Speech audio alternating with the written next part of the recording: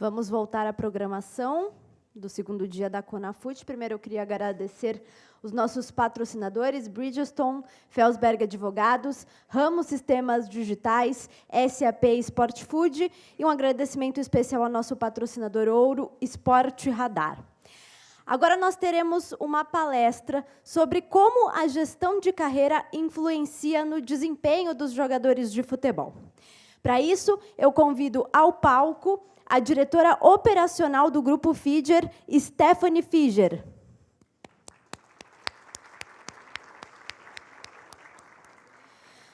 Também sobe ao palco o CEO do Grupo Figer, Marcel Figer.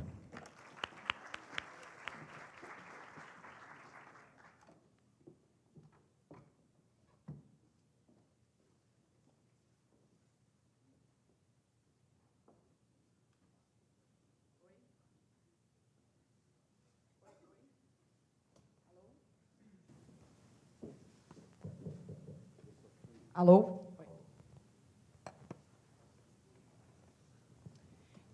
Boa tarde. Queria agradecer a presença de todo mundo aqui. Para mim, para o meu pai, me confundem muito que ele é meu irmão, mas ele é meu pai. Vou deixar aqui esclarecer para todo mundo. E é um prazer estar aqui hoje com todos vocês. A gente vai fazer uma palestra de uma forma sintetizada sobre o Grupo Figer, quem nós somos, a nossa área de atuação. E a parte do portfólio, a gente vai passar rapidinho alguns atletas e a gente vai se aprofundar em 2 casos, mostrando como o nosso trabalho de gestão de carreira acaba impactando de forma positiva no dia a dia e nos momentos de maior... momento que o atleta ele precisa se decidir, tomar aí vou para um clube, não vou, como que está esse momento de negociação e, ao mesmo tempo, acontecendo campeonatos, diversas coisas na vida dele, tanto a nível profissional como pessoal.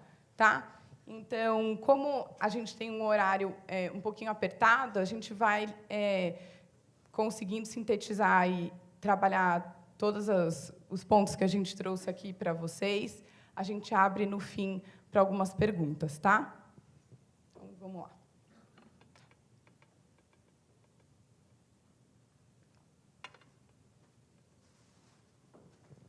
Tá, vou ficar aqui para não atrapalhar. Bom, então, como eu falei, eu vou começar contando quem nós somos, a nossa equipe, a nossa atuação e o nosso portfólio, onde o Marcel ele entra e aborda os 2 casos de sucesso que a gente trouxe para vocês. Pode ficar ali do outro lado, quer? Pode ficar. É a primeira vez que ele está subindo no palco, por isso que ele está meio confuso, ele não sabe onde ficar, entendeu? Eu obriguei, eu falei, você vai vir? Então, pode ficar aí. A nossa empresa ela possui mais de 45 anos, a gente está quase aí se aproximando aos 50. Meu avô ele começou essa atividade quando... Ele é uruguaio, tá? Meu avô e o meu pai. Meu avô ele começou a trabalhar no futebol no Peñarol, quando ele foi diretor de futebol do Peñarol, e ele veio para o Brasil em 69, e o primeiro trabalho que ele faz aqui nessa área foi um jogo amistoso do Flamengo com o Peñarol, no Maracanã, onde foram 100.000 pessoas. Então, a nossa atividade ela começa com jogos. E, posteriormente, ele que foi pioneiro nessa atividade de gestão de carreira de atletas, ele começa intermediando negociações e ele inicia essa questão de você gerir e representar os atletas ao longo da carreira deles. Então, hoje a nossa empresa... Ela, não só hoje, como é uma característica dela, nós somos uma empresa familiar. Eu sou a 3ª geração da empresa, meu avô está ativo, vai todos os dias no escritório, e a gente conta com uma estrutura bem familiar e com uma equipe que me apoia, que é o que eu abordo agora no próximo slide. A gente atua muito no mercado nacional e sul-americano, pelo fato da gente ter a descendência uruguaia, e a gente trabalha muito o mercado argentino, uruguaio, brasileiro, são os mais fortes que a gente atua, outros também.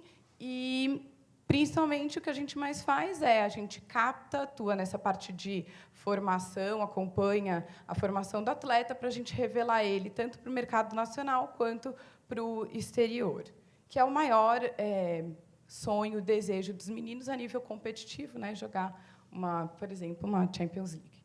Então, a gente tem dezenas de histórias que a gente escolheu algumas para trazer hoje para cá. O nosso escritório está localizado aqui em São Paulo, já faz bastante tempo.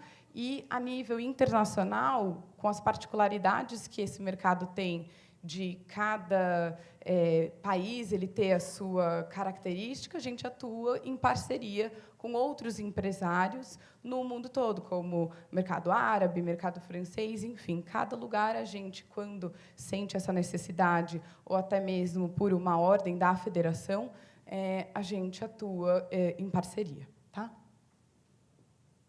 Então, como eu estava comentando, aqui é a linha comercial da nossa empresa, que ela é familiar.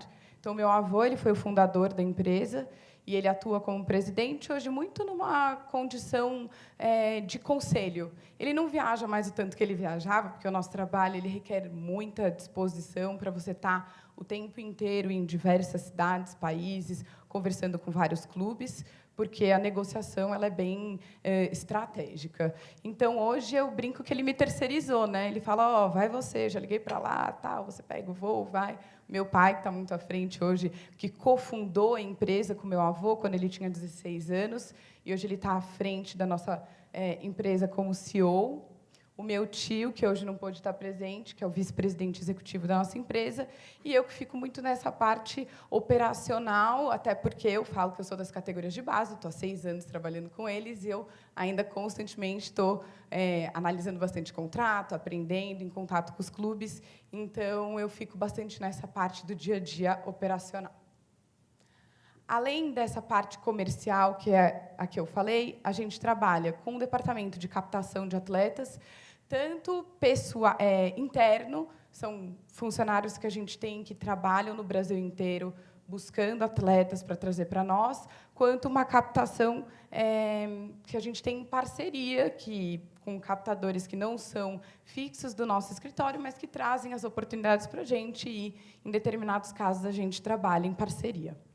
A parte de atendimento ela é interna do escritório, que faz esse dia a dia com os atletas. Eu, inclusive, faço bastante do atendimento. Então, a gente está com um jogador agora que ele é do sub-20 do Palmeiras, por exemplo, vamos pegar o caso, que é o Alan, é o meio atacante, número 10.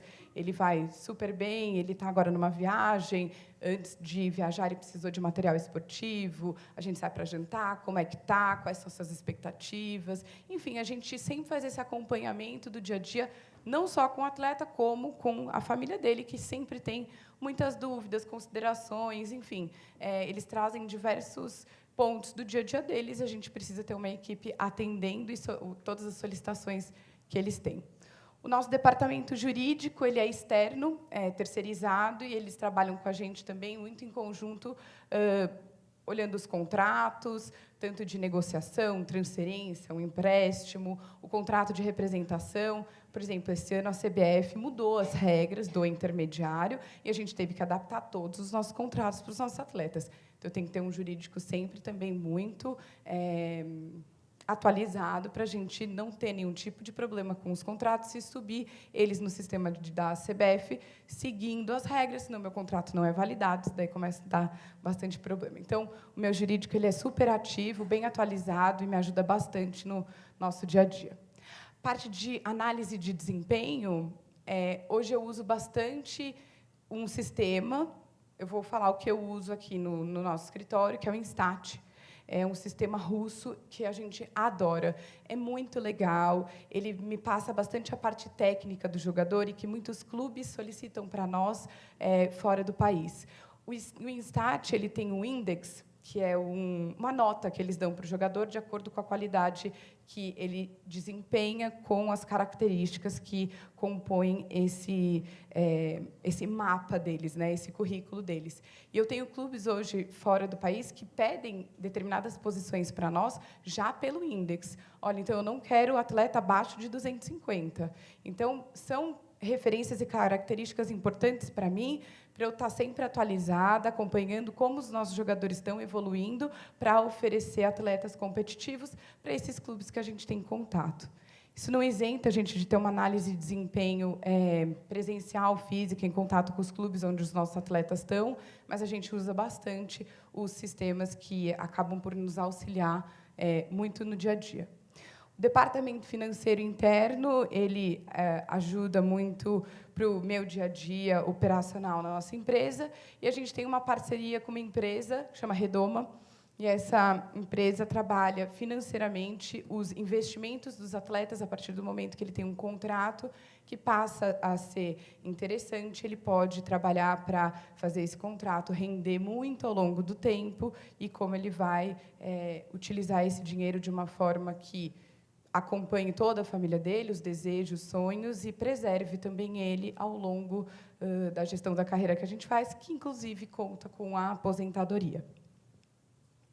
O departamento comercial é o que eu acabei falando anteriormente, que está totalmente ligado ao planejamento estratégico, que é a gestão de carreira. Então, quais são os planos que nós traçamos para os atletas que estão conosco ao longo da carreira dele e quais são os desafios que a gente encontra nesse meio tempo e que a gente precisa ajustar ao longo do caminho. E aí entra toda a experiência do Marcel, do meu avô, e que a gente vai ajustando ao longo do caminho de cada história, porque nós somos seres individuais e acontecem várias coisas, sejam positivas ou desafiantes, ao longo do caminho de um atleta, e que a gente precisa ter essa flexibilidade para adaptar a história de cada um. As duas áreas da nossa empresa que eu vou trazer hoje para a palestra que eu estou aqui falando, ela é intermediação de atleta e gestão de carreira. Eu vou começar aqui com a intermediação de atleta, que nada mais é quando nós trabalhamos para o clube comprador. Então, o clube comprador ele solicita para a gente. Real Madrid pega, liga lá para o escritório, Marcel, seu Juan, eu estou precisando de um meio atacante com essas características. O que tem no mercado? Né? Por que eles fazem isso hoje com a gente? Por uma questão de confiança. Porque a gente sabe que tem muitos intermediários hoje no mercado, mas por a gente já ter uma relação, por exemplo, com o Real Madrid de muitos anos, eles acabam por solicitar para nós esse atleta, essas características, e a gente vai no mercado, como eu falei, brasileiro, sul-americano, e busca aí algumas opções para apresentar para o clube. E eu vou comentar aqui alguns desses jogadores. E acabou não entrando o nome deles, mas todo mundo, né, provavelmente já sabe quem é. Então, o Danilo, que é o primeiro, a gente levou ele do Santos para o Porto, a gente trabalhou para o Porto. O Roberto Carlos, a gente levou ele da Inter de Milão, então já era um jogador que estava na Europa, e a gente leva ele para o Real Madrid. Então, nessa época dos Galácticos, a gente acabou levando muitos jogadores para lá, Júlio Batista, Robinho. Complementa, pai. Vale salientar aqui, esses jogadores a gente não fazia a gestão da carreira deles. A gente fez a intermediação, a gente foi contactado e contratado pelo clube para fazer indicação, e na indicação, quando o clube estava de acordo, a gente participava na negociação com o clube vendedor, né, no caso Santos, Inter de Milão, São Paulo e Flamengo, e a negociação do contrato deles também para o clube que eles vinham jogar. Aí vocês notam, por exemplo, o Danilo estava com certo destaque no Porto, no Santos, o Juan também no Flamengo, o Roberto Carlos já não estava numa boa fase na Inter de Milão, e o Casimiro ele não estava sendo utilizado no São Paulo. Tanto ele vai para o Real Madrid B primeiro, e depois ele passa para o time A. Então, nesse caso, o nosso papel foi de intermediário só. Que eu acho que também é importante evidenciar isso, porque não se resume só a isso ou, obrigatoriamente, à gestão de atletas. É um trabalho esse de trabalhar com intermediação que ele pode se dar em diversos aspectos. A gente pode trabalhar... Tem muitos empresários que a gente conhece que atuam só como intermediários. Eles não fazem a gestão de carreira. Então, não obrigatoriamente você precisa representar. É claro que é muito melhor, porque dá muito mais experiência, abre portas, é fantástico quando você faz um trabalho 360, mas não necessariamente a gente precisa atuar só nessa frente. Então, esses foram alguns casos que a gente participou como intermediador. Então, que nem o Marcel falou, teve o Casemiro, que a gente trabalhou também para o Real Madrid, que é um caso que eu adoro falar para os nossos jogadores, né, porque eles vivem falando para mim, puxa, Esté, eu não sou seleção sub-17, eu estou ferrado. Eu falo, não, nada disso. Né? Vamos lembrar do caso do Casemiro, que ele não estava numa boa situação no São Paulo, ele vai para o Castilha, que é o time B do Real Madrid, que não é o que todos os atletas sonham e almejam, né? Eles querem ir para o principal. Ele vai para o Porto com a cláusula de recompra, onde o Real Madrid ele tem a preferência de comprar ele novamente, e é onde ele acaba sendo bem-sucedido. Ele faz uma excelente atuação no Porto, o Real Madrid recompra ele, e ele se torna titular do Real Madrid e seleção brasileira. Então, é o que eu falo para os nossos atletas, não tem receita de bolo. Né? Não tem o caminho ideal. Lógico que tem alguns fatores, algumas características e sugestões que a gente dá que a gente sabe que vai ser um sucesso, né? Se você se dedica, se você tem disciplina, enfim. Mas eu gosto muito de mostrar o caso do Real Madrid, que é um caso que foge aí daquele caminho tradicional. E o do Juan, que a gente leva ele do Flamengo para o Leverkusen, né? Isso, do Flamengo para o Leverkusen. Bom, agora eu entro na parte de gestão de carreira, que é o nosso, diríamos assim, carro-chefe. É um trabalho mais específico que a gente faz, personalizado, de longo prazo, e que a gente já fez para muitos atletas. Normalmente, a gente capta esse jogador nas categorias de base de um clube e a gente vai e participa de todos os contratos dele. Primeiro contrato amador, primeiro contrato profissional, renovação ou já a saída do clube, e assim por diante, até chegar o momento que ele se aposenta. Tá? Então, a gente trouxe aqui alguns casos de sucesso, que são 2, e que o Marcel, porque eu brinco que eu sou contadora de histórias, né? Porque eu não vivi um monte de coisa, e quem viveu mesmo foi o Marcel, então, acho que nada mais bacana do que a gente escutar de quem vivenciou todas essas histórias. E a gente começa o primeiro caso com o Alex de Souza, e o Marcel vai contar um pouquinho da história dele conosco. Bom, o Alex, a gente começa a trabalhar com ele em agosto de 2002, pós-Copa do Mundo. Ele estava vinculado ao Parma, emprestado para o Palmeiras. Termina o contrato de empréstimo dele no Palmeiras. O Palmeiras não tem mais interesse em renovar o empréstimo com o Parma.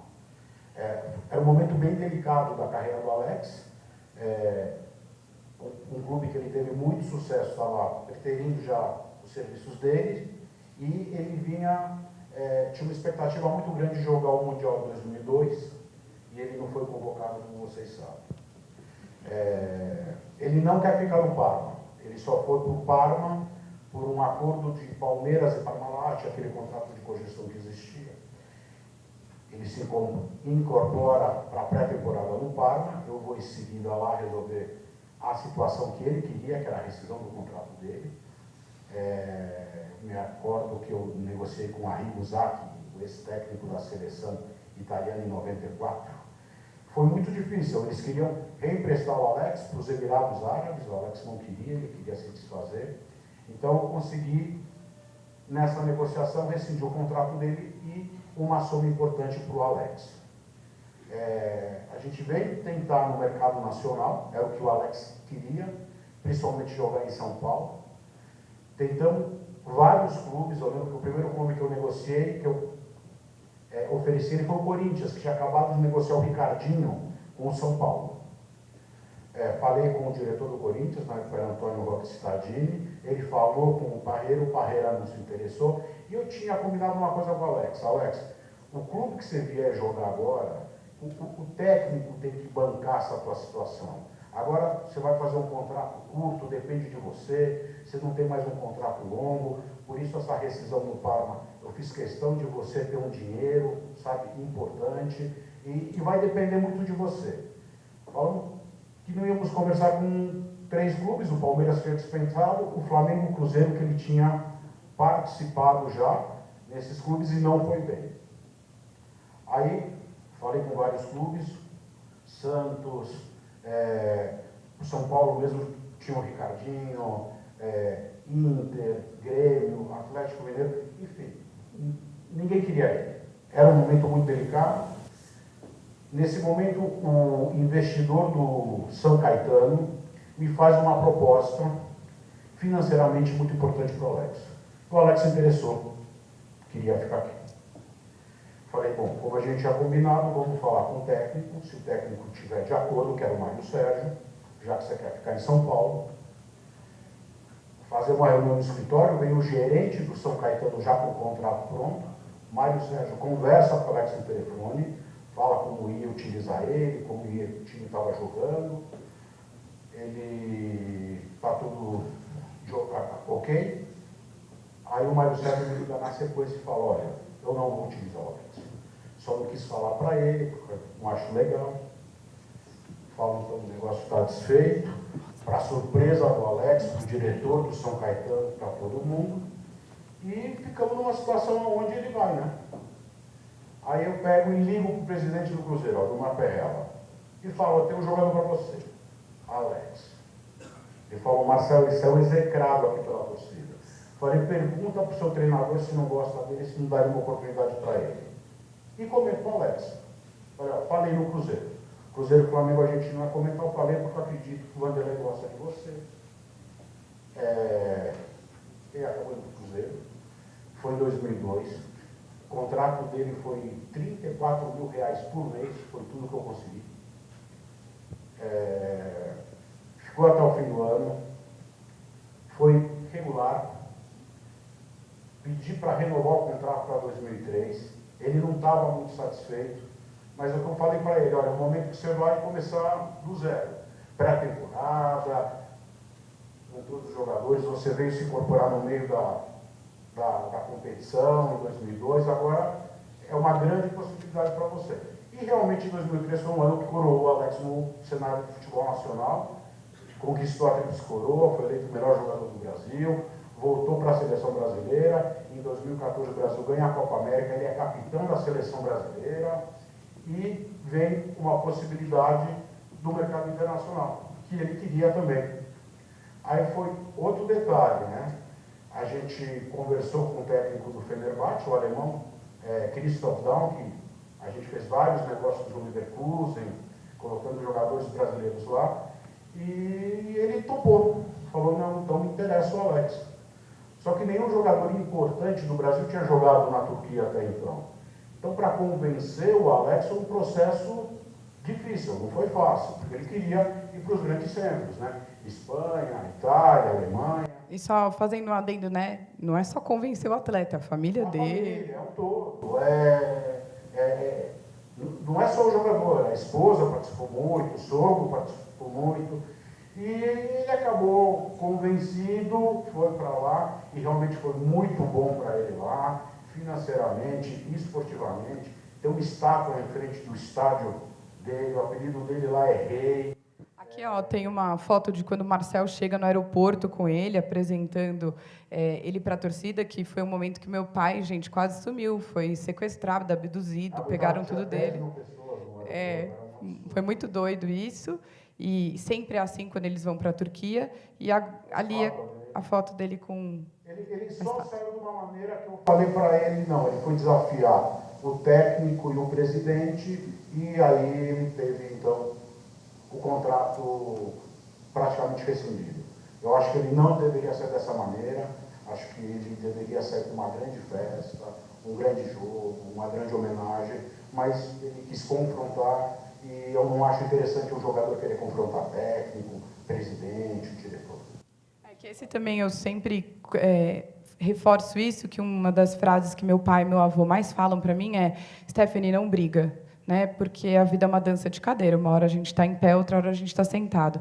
Não que chegam em alguns momentos que a gente não, de fato, tem que, por exemplo, para uma CNRD, para uma FIFA, para um CAS, mas a gente sempre esgota todas essas possibilidades e busca negociar. O nosso trabalho é negociar. O clube não pode pagar? Paga em 10 vezes. Casas Bahia, eu falo na boa. O importante é a gente fazer negócio, estar com vocês e ajudar vocês.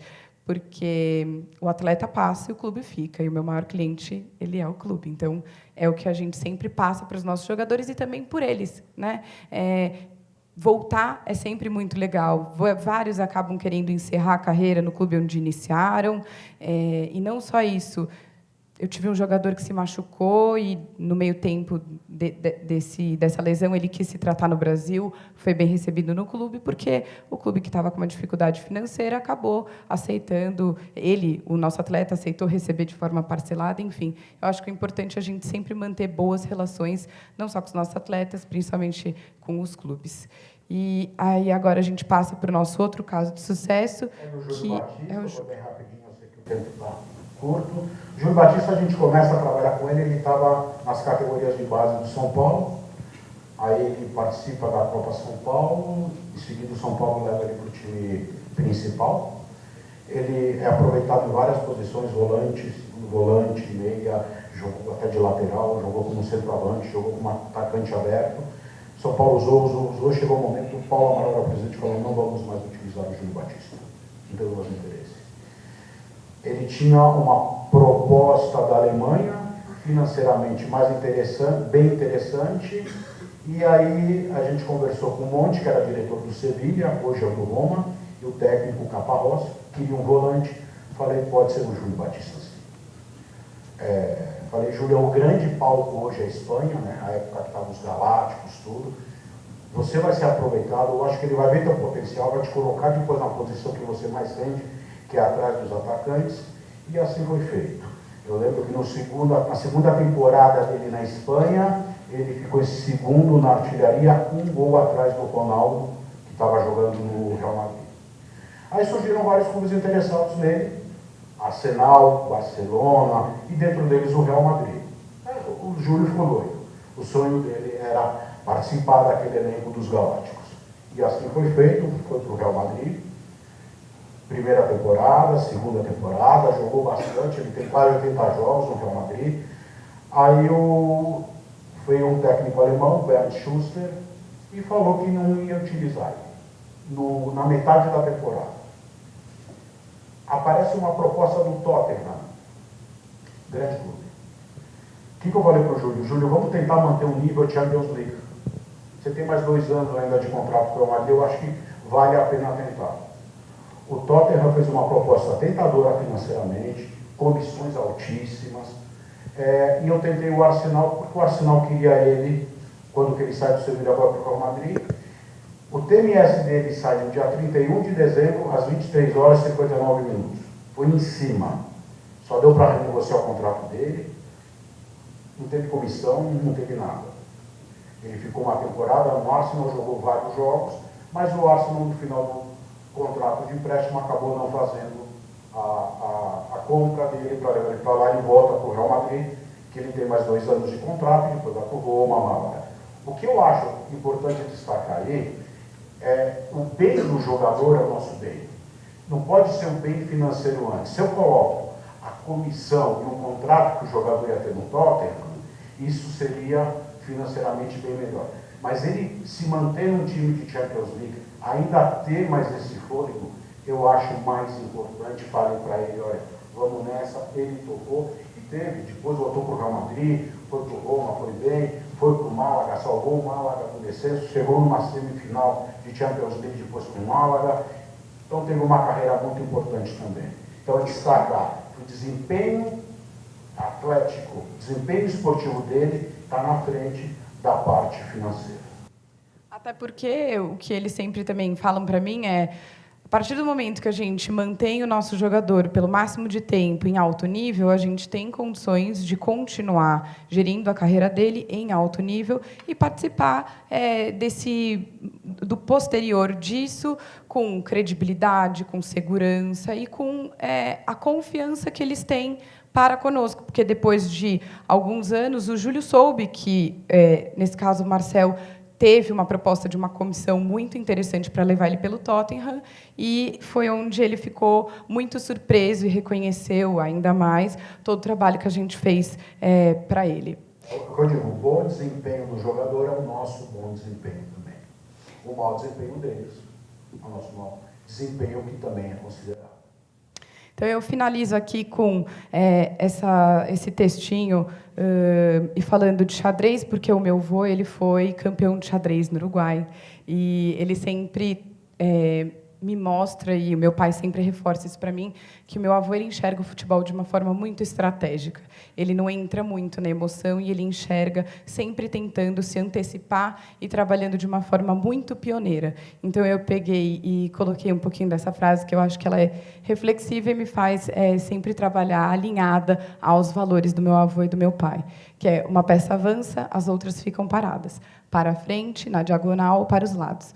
Pode-se dar um ou vários movimentos. São 16 peças e estão à mercê da mente, que comanda, e da mão, que executa. Então, é um trabalho que ele está em sinergia nosso com o atleta. Queria agradecer a todos vocês, falar que eu e o Marcelo a gente fica à disposição. Se não tiver tempo agora para perguntas, o pessoal aqui do evento depois passa o nosso contato para vocês. Obrigada. Muito obrigado.